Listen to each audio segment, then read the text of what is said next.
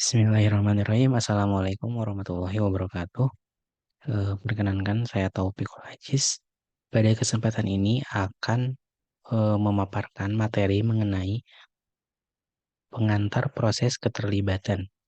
Sebelumnya saya ucapkan terima kasih pada Bapak Dr. Apriwandi, SMSCAKT, yang telah memberikan kesempatan kepada saya untuk membahas materi tersebut. Untuk mengefektifkan waktu, langsung saja ke materi pembahasan.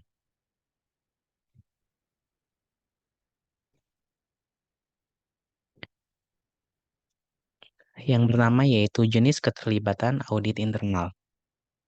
Audit internal menyediakan dua jenis layanan, layanan jaminan dan layanan konsultasi. Kedua jenis layanan ini didefinisikan dalam International Standard for the Professional Practice of Internal Audit dalam Internal Auditing in the International Professional Practice Framework sebagai berikut. Yang pertama, layanan jaminan, yaitu pemeriksaan objektif bukti untuk tujuan memberikan penilaian independen tentang tata kelola, manajemen resiko, dan proses kontrol untuk organisasi. Contohnya termasuk keuangan, kinerja, kepatuhan, keamanan sistem, dan keterlibatan uji tuntas. Yang kedua yaitu layanan konsultasi, yaitu penasehat dan kegiatan layanan atau pelanggan terkait. Sifat dan ruang lingkup yang disepakati dengan pelanggan dimaksudkan untuk menambah nilai dan peningkatan tata kelola organisasi, manajemen resiko, dan proses kontrol tanpa auditor internal yang memikul tanggung jawab manajemen. Contohnya termasuk nasihat, saran, fasilitasi, dan pelatihan. Lalu keterlibatan jaminan. Menilai kecukupan desain dan efektivitas operasi dari kontrol tingkat entitas.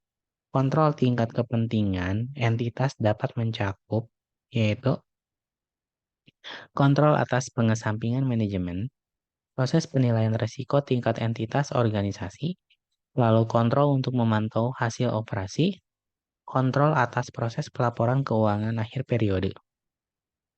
Lalu selanjutnya menilai kecukupan desain dan efektivitas operasi kontrol proses bisnis. Pengendalian proses kepentingan dapat mencakup misalnya kontrol atas efektivitas dan efisiensi operasi, kontrol atas keandalan pelaporan keuangan dan atau manajemen, dan kontrol atas kepatuhan terhadap hukum dan peraturan yang berlaku. Menilai kecukupan desain dan efektivitas operasi kontrol IT. Misalnya, yaitu menilai kecukupan desain dan efektivitas operasi kontrol IT dan kontrol minat IT. Lalu, secara langsung menilai kinerja proses bisnis. Proses kinerja yang menarik dapat mencakup misalnya, efektivitas dan efisiensi operasional tercermin dalam metrik seperti peringkat kepuasan pelanggan, siklus waktu, pergantian karyawan. Keandalan pelaporan sebagaimana tercermin dalam metrik seperti jumlah dan besaran moneter dari entry penyesuaian akhir periode. Kepatuhan terhadap hukum dan peraturan yang berlaku, sebagaimana tercermin dalam metrik seperti jumlah kecelakaan yang dilaporkan.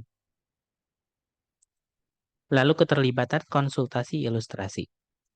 Menyediakan layanan konsultasi seperti saran untuk manajer senior mengenai implikasi resiko dan kontrol penerapan solusi IT canggih. Saran untuk pemilik proses tentang bagaimana mereka dapat merampingkan proses mereka untuk mendapatkan efisiensi operasional. Lalu saran untuk manajer di semua tingkatan organisasi tentang bagaimana mendokumentasikan dan mengagregasi penilaian resiko dan kontrol mereka. Lalu memfasilitasi kegiatan penilaian diri seperti penilaian manajemen senior terhadap resiko bisnis yang mengancam organisasi secara keseluruhan. Lalu penilaian pemilik proses terhadap resiko yang mengancam proses mereka. Melakukan pelatihan di rumah seperti penjelasan manajemen senior dan komite audit tentang pedoman otoritatif yang baru dirilis yang berkaitan dengan tata kelola, manajemen risiko dan kontrol, mendidik pemilik proses dan karyawan tentang tata kelola fundamental, manajemen risiko dan konsep kontrol.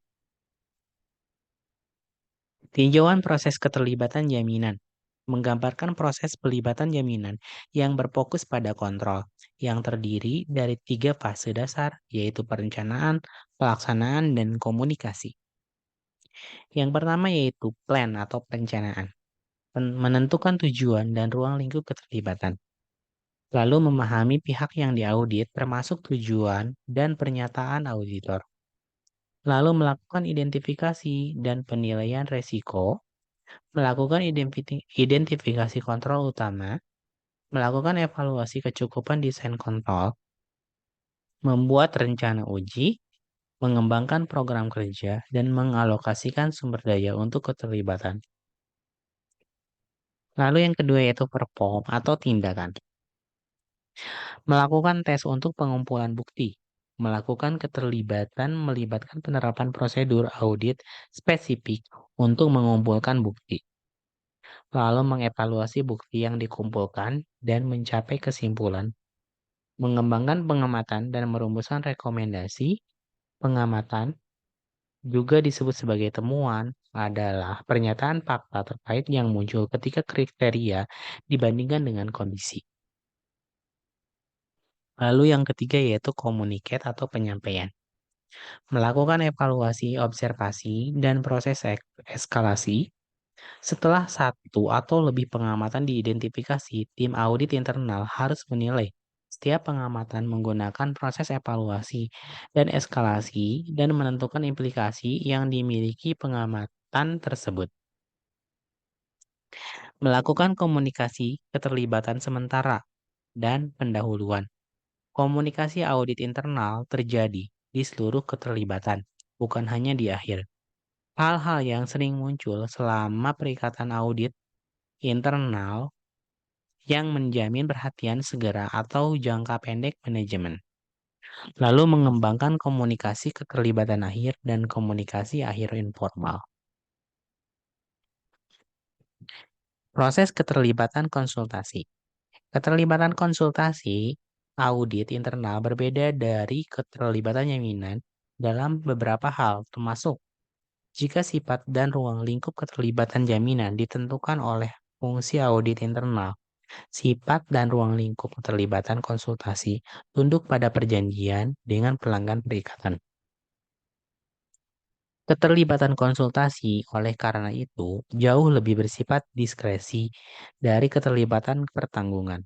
Proses keterlibatan konsultasi mencakup langkah-langkah yang sama seperti proses keterlibatan jaminan. Namun, setiap langkah mungkin tidak diperlukan untuk setiap keterlibatan konsultasi, dan banyak langkah dapat dilakukan secara berbeda. Sebagaimana ditunjukkan dalam standar yang relevan yang dikutip di bawah ini, 3 fase utama dari perencanaan keterlibatan, pelaksanaan, dan komunikasi tetap sama. Perencanaan keterlibatan. Auditor internal harus mengembangkan dan mendokumentasikan rencana untuk setiap perencanaan atau konsultasi, termasuk tujuan perikatan, ruang lingkup, waktu, dan alokasi sumber daya, menurut standar nomor 2200 tentang perencanaan keterlibatan. Lalu melakukan keterlibatan. Auditor internal harus mengidentifikasi, menganalisis, mengevaluasi, dan mendokumentasikan informasi yang memadai untuk mencapai tujuan perikatan atau konsultasi. Menurut standar nomor 2300 melakukan keterlibatan. Lalu mengkomunikasikan hasil. Auditor internal harus mengkomunikasikan hasil penugasan. Menurut standar nomor 2400 tentang mengkomunikasikan hasil. Ringkasan dari bahasan di atas yaitu audit internal menyediakan 2 jenis layanan, yaitu layanan jaminan dan layanan konsultasi. Yang keduanya menjadi fokus kontrol dan atau fokus pada kinerja. Proses keterlibatan untuk kedua jenis layanan terdiri dari 3 tahapan, yaitu perencanaan, pelaksanaan, dan komunikasi. Sifat dan ruang lingkup perikatan asuransi ditentukan secara sepihak oleh fungsi audit internal, dan prosesnya cenderung relatif seragam dari perikatan dengan perikatan.